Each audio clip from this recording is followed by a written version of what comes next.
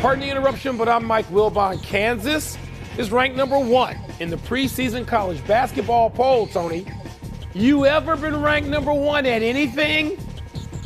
I'm Tony Kornheiser, and I don't want to brag, but you're looking at 1982's hottest sports writer in the Mid-Atlantic as named by Street and Smith. Okay, all right. Just, you don't want to brag. Street and Smith, do you remember how excited we were for the issue of Street and Smith on college basketball? You remember that? Not only do I remember that, but I remember that my friend Jim O'Brien used to do the editing on that magazine. Yes. He worked at the New York Post. He's a Pittsburgh kid. Jim O'Brien did all the editing. Welcome to PTI, boys and girls. In today's episode, Caleb Williams shines. The Lions clobbered the Cowboys, and Oregon tops Ohio State. But we begin today with yesterday's home field victory by 1 touchdown by the Baltimore Ravens over their closest geographic rival, the Washington football team, 30-23. The game featured the reigning MVP, Ravens quarterback Lamar Jackson, going 20 for 26 for 323 yards against the presumptive Rookie of the Year, Washington quarterback Jaden Daniels, going 24 for 35 for 269 yards. Wilbon, what did you learn from this game? Well, Tony, I think learn means something new. You took something new away. And what I took away this new is that Washington is worthy.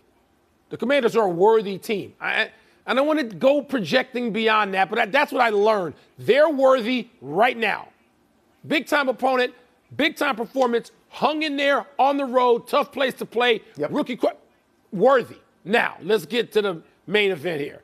The Baltimore Ravens, Tony, if Derrick Henry and Lamar Jackson are healthy, they're going to supplant the Kansas City Chiefs this year in the AFC. They just are, because they are that dynamic. They are that unstoppable. I realize Kansas City's defense is formidable. What a great game that would be in Baltimore or Kansas City. But to me, and I told you after 2 weeks, when Derrick Henry was given the ball 15 times or some stupidly low amount, I said I would fire the person making that decision. Since then, Derrick Henry has averaged 22 carries per game, all right? He is completely unstoppable. He breaks the spirit and the will of the opposing defense. And for that, playing with Lamar Jackson, I got the Baltimore Ravens in my number 1 slot in the NFL today. This is what we call the wrath of Wilbon. You go out here, you say something, and everybody pays attention. They hand Derrick Henry the ball. What did I learn? Okay, I learned, although this is something I suspected, that Baltimore is a better team right now than Washington, a more complete team than Washington right now, because they run the ball better than everybody else in the NFL. That is their great advantage. But they're not a better team by much. And I also learned, as I suspected, that Lamar Jackson is a better quarterback than Jaden Daniels right now, but not by all that much. Jaden Daniels is remarkably composed. He is remarkably calm back there. He is an obvious talent. But, Mike, what I learned most of all is this, that for people like me, and I'm going through the bell for a while, the people like me that live in Washington, D.C., it's okay to hope and dream again. This is a franchise that for the last 20 to 25 years was ruined by bad ownership and bad management and, bad coaching and bad quarterbacks. And the symbol of that was the raw sewage that poured into the suites at the stadium. That stench is gone, and Jaden Daniels is the deodorant in this. Mike, there was a time when we moved to Washington, 1979 for me, probably 1980 for you, when that team had a hold on this city more than any other team in the country had a hold on its city. Nothing like this. But since then, your son and my son, who's twice as old, even more than your son, have witnessed nothing but losing. And now it feels like the possibility that is lifting and that the air is clean and bright with possibility. I'm done with my speech. Let's move to your division, Wilbon. Okay. The black and blue NFL Central, as you like to call it. Your Bears went to London. They beat the god-awful Jaguars as Caleb Williams threw 4 touchdown passes. The Lions went to Dallas, pummeled the Cowboys, but lost their great defensive star, Aiden Hutchinson, to a broken leg. And the Packers smothered the Arizona Cardinals as Jordan Love threw 4 touchdown passes. So which of these 3 teams presents the biggest challenge to the unbeaten Vikings?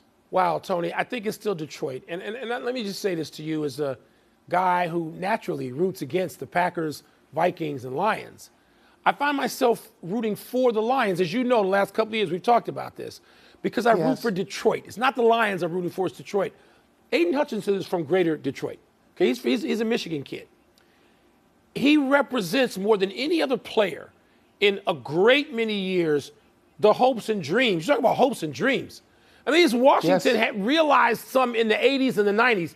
Detroit hasn't realized any since Bobby Lane. They got 3.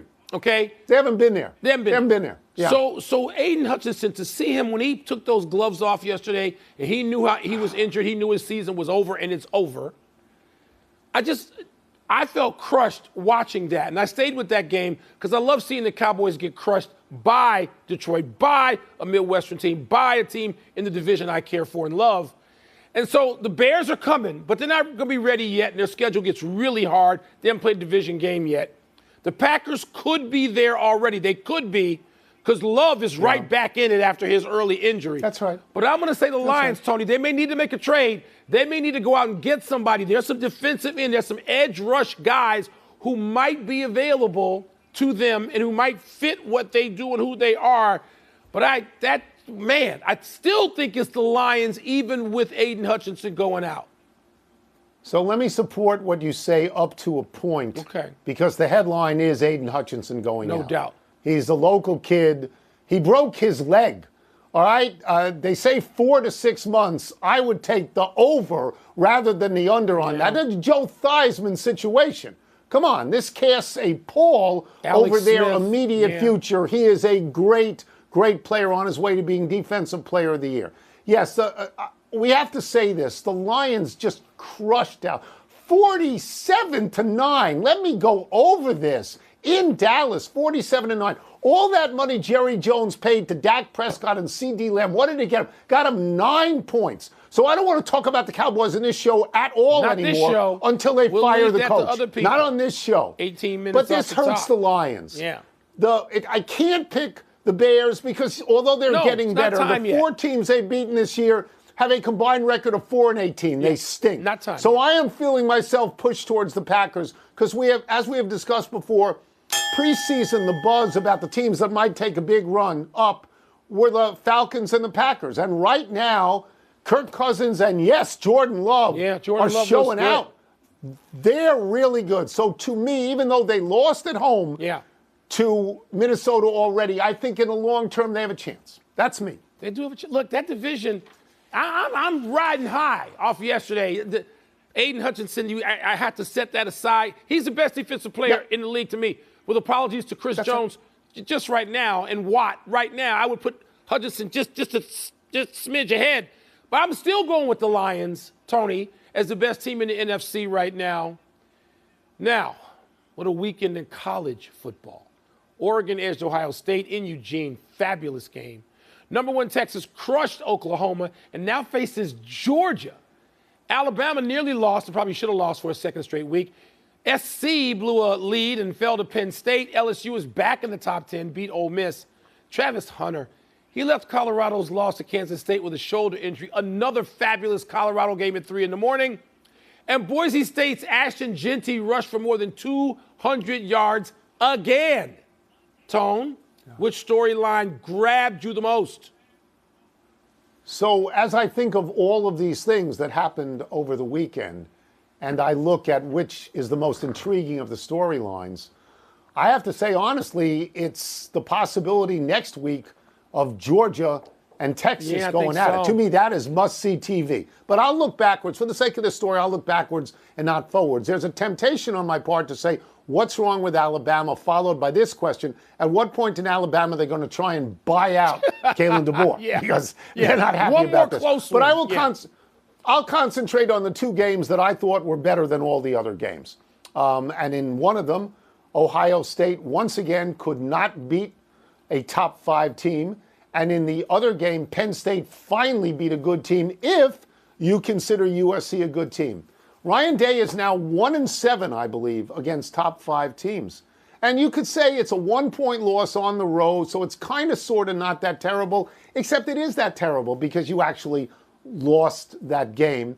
And James Franklin finally wins a game against a ranked team. But they're down 20-6 at halftime. So the story in that game, Mike, is not Penn State. It's USC. Why don't they ever win? Why can't they close? Lincoln Riley can develop quarterbacks, but he doesn't win any games. And am I on the moon? Or did he have timeouts that he could have used in the last possession before overtime and didn't use them? I'm going, what is this? So those are it for me. Those are all great.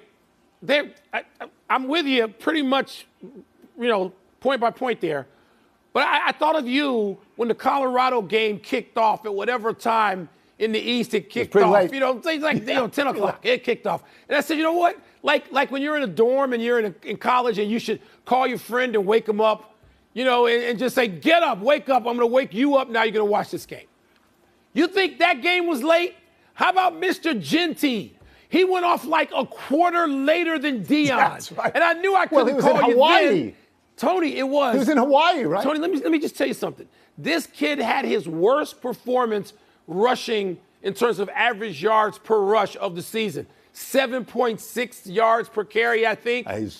He's fabulous, Tony. Nobody's seen him live yet except people like me who stay up till 2 in the morning going into Sunday morning, and I couldn't sleep because the Bears were coming off from London anyway. He's a human bowling ball. He's faster 5'9", than you, and he'll run you over. Yes. Yeah. No, he's great. What are we going to do to found watch you? You got to get to watch this kid live. So when I found out again that he was good again, I said, boy, I'd like to see him against, an SEC team or a Big Ten team. And then I was told this morning he had 193 yards and 3 touchdowns against Hello, Oregon. So he can do it. Let's take a break. Anybody. He's Coming great. up, do the Yankees deserve to be significant favorites to beat the Guardians in the ALCS? And the Eagles beat the Browns, but you got to wonder, does Nick Sirianni put himself in jeopardy by going after some fans? Really? You have to. You have to watch. Don't you next week, Georgia and Texas? Yeah. Don't you have to watch? Yeah, but now I got to Pardon the interruption is presented by...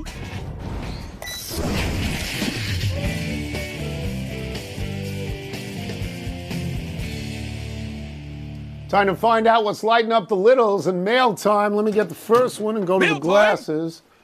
Are you giving the Guardians a big chance, little chance, or no chance to beat the Yankees in the ALCS? I give them a chance. They were as good as the Yankees essentially all season. Look, I'm not going to make them the favorite over the Yankees when you got Judge and Soto and Stanton and Gleyber Torres. No, I'm not going to make them the favorite.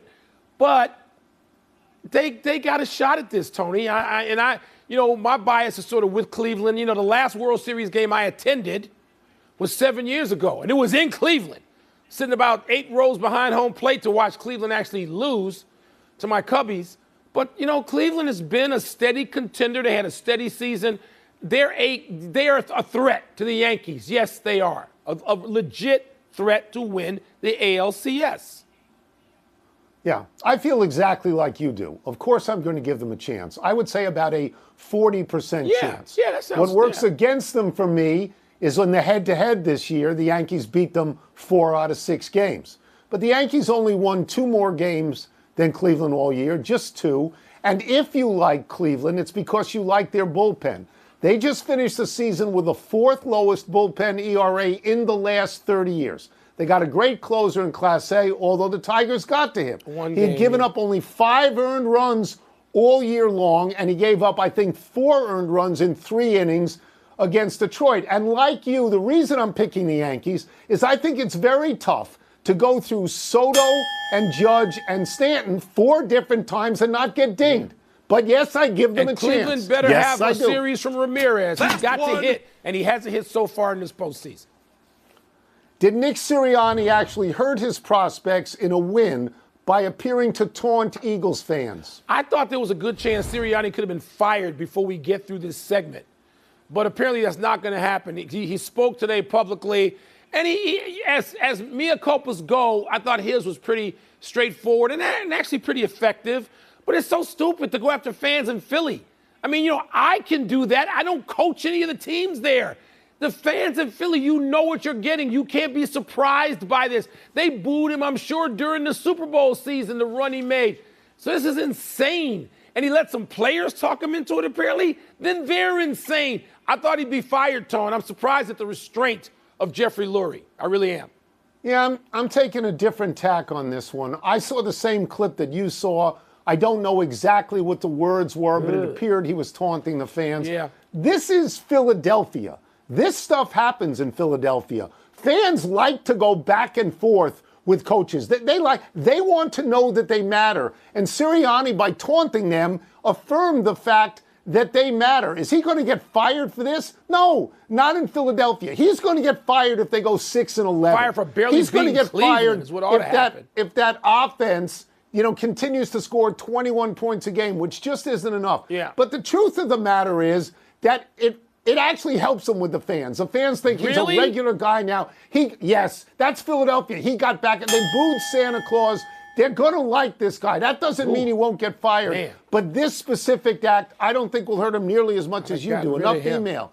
Let's take one last break, but still to come, will the coaching changes help the Jets against the Bills tonight?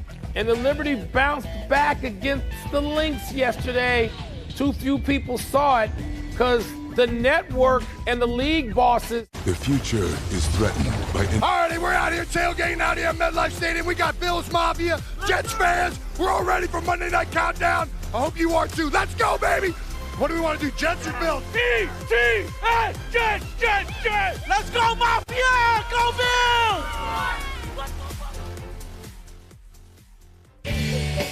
Pardon the Interruption is presented by the refreshing taste of Twisted Tea Hard Iced Tea. Please drink responsibly. Part of Happy Hour. Happy time, people. Happy 83rd birthday, Jerry Glanville. Wilbon is fond of saying that today's NFL coaches aren't as good as the coaches 20, 30, and 40 years ago They're not. when Glanville was coaching the Oilers and the Falcons. Right. I don't know if I agree with that, but coaches of that era, like Glanville and Bill Parcells and Buddy Ryan and Joe Gibbs and Bill Walsh and Jim Mora, had much bigger personalities than today's mostly buttoned-up coaches.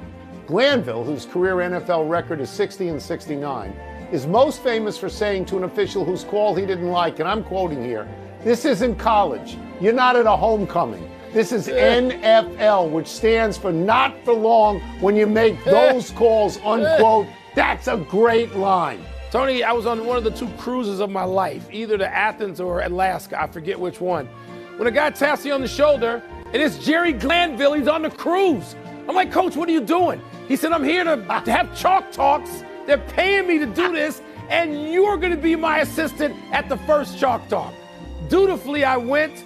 I held the chalk for Jerry Glanville. It's so great because he was the most fun ever of all time. He and Buddy Ryan and Ditka, that's my short list. Yeah. Happy anniversary, Joe Montana and Jerry Rice. On this day 34 years ago, Montana passed for career bests, 476 yards and 6 touchdowns. Rice caught 5 of the touchdown passes and gained 225 of those yards in a game against the Falcons, ironically coached by Jerry Glanville on his 49th birthday. That 476 is still a 49ers record. Current Niners quarterback Brock Purdy has a best of 368 yards, which is eminently respectable, but more than 100 yards behind Montana. We do this anniversary to remind younger sports fans that as great as Tom Brady and Patrick Mahomes are, there's never really been a duo quite as explosive and quite as dangerous as Montana to Rice. Amen. And after that, you can go Steve Young to Jerry Rice after that. But Tony, we have this all the time. If I had to play a game tonight to save my own life, who would I have at quarterback? I got my pick of everybody. 16, Joe Montana to save my life. Sure. Understandable. And Brady's to go find you. Joe Montana. Happy trails to the Lynx's WNBA Finals lead. The Liberty blew a big lead in Game 1, but not yesterday, holding on when things got tight late in the fourth quarter, ultimately tying the series with a 14-point win. Breanna Stewart bounced back from a lackluster Game 1 with 21 points, 8 rebounds, 5 assists, and a finals record 7 steals. Still, the Lynx are 4-2 against the Liberty this year, with the series heading to Minnesota for Games 3 and 4 on Wednesday and Friday. The Lynx had come from 12 down in the fourth again. It was a 2-point deficit, and they had the ball. You're thinking, oh, wow, can they come all the way back? Not all the way. Hell of a game, Tony. Can't wait to see Game 3 in Minnesota. One clarification, Boise State is off this week, So you have to wait 2 weeks to see Genty again. Okay. And it would say again, that means you probably saw him once, but nobody has actually seen him yet. Me. Come on now. I've seen him. Come on now. You've seen him because you're up at 3 in the morning. Yeah. Let's go to the big finish. Let's do it. Joe Burrow had a 47-yard touchdown run in the Bengals win over the Giants. You surprised? Yes, and it's longer than anything Boomer Esiason or Kenny Anderson, two really good athletes, ever had as Bengals quarterbacks. Good for him. Drake May threw 3 touchdowns, 2 interceptions, sacked 4 times in his first start. Your review? I think it's promising. 3 touchdowns early. The other rookies who started didn't have anything like that. But he plays for a terrible team. He's a terrible team. U.S. men's soccer beat Panama 2-0 in Mauricio Pochettino's, I hope I got that right, coaching debut. Is that significant? No, it's a friendly. No. When it becomes contentious, and they're going to become contentious, wake me then. Monday Night Football, Bills, Jets. You expect those Jets coaching changes to pay off immediately? Let's be realistic about this. No, not immediately. I mean, the Bills have dropped a little bit, but they're still a better team than the Jets. Louisiana high schooler Peyton Houston threw for 817 yards in a game. What? Yeah, Tony, it's impressive, but let's be fair to the defense. There were overtimes. I don't know how many. And by the way, the team with all that passing yardage didn't win. Lost 77-76. Now that's a game. That's a shootout I'd like to see. 77-76. How about that? Really? Somebody We're out give of us the time. tape. Try and do better the next time. I'm Tony Cornhush. And I'm Mike Wilbon. Same time tomorrow, Knuckleheads. And now to get you ready for Monday Night Football, here's Scott Van Pelt and the Countdown crew. Caleb's coming, Tony. At least they didn't have to go Caleb very Williams far. is coming. And that game's Bears are in coming. Jersey, right? That game's in Jersey. It's a train ride.